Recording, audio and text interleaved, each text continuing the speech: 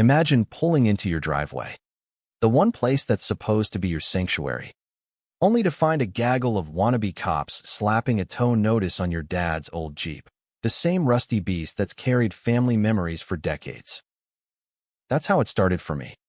Alex Rivera, in the suffocating suburb of Willow Creek, where the HOA ruled like petty dictators under the guise of community standards.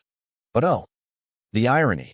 This eyesore Jeep exposed their whole fake empire, turning their power play into a federal farce. It began innocently enough, or so they thought. I inherited the Jeep from my late father, a Vietnam vet who drove it through hell and back. Parked neatly in my drive, it was my quiet tribute. Then came the first notice from HOA President Marlene, plump, perpetually scowling, with a voice like honeyed vinegar.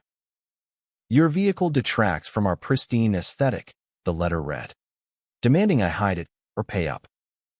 Rumors flew. Neighbors whispered I was some deadbeat hoarder, ignoring how Marlene's own McMansion had tacky lawn gnomes violating the same rules. I stayed silent, watching her parade around board meetings, preaching order and harmony while fining folks for mismatched mailbox colors.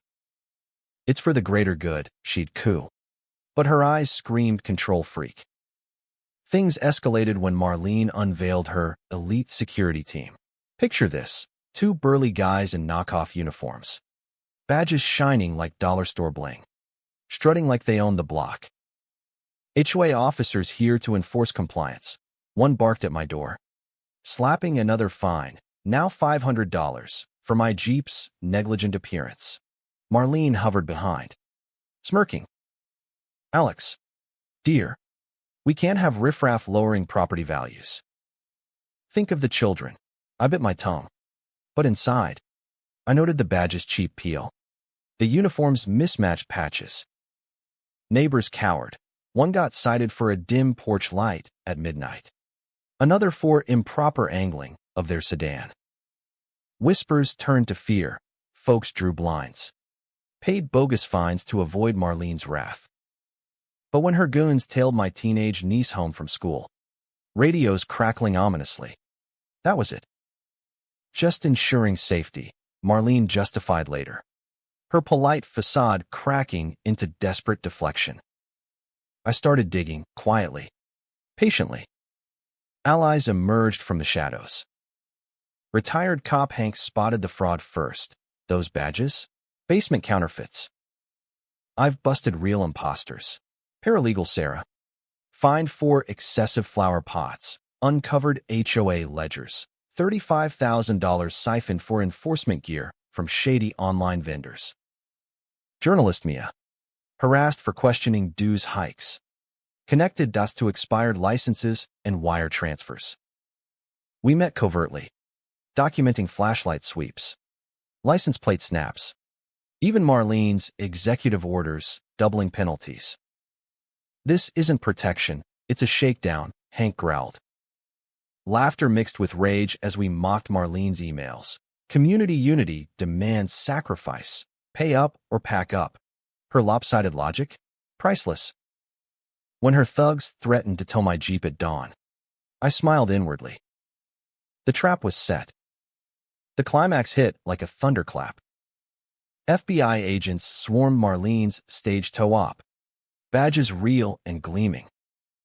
Impersonation. Fraud. Racketeering, they announced, cuffing her fake cops mid-strut. Marlene screeched. "This is HOA jurisdiction. We're upholding standards." But as agents hauled away her officers and impounded their decal-plastered van, her bluster deflated into babbling excuses. Neighbors erupted, phones out, cheers rising. "All those fines for nothing," one yelled. Marlene's face twisted in ludicrous denial, her moral high ground crumbling like her cheap empire. In the aftermath, the community healed. We repainted the Jeep together, turning it into a symbol of rebellion.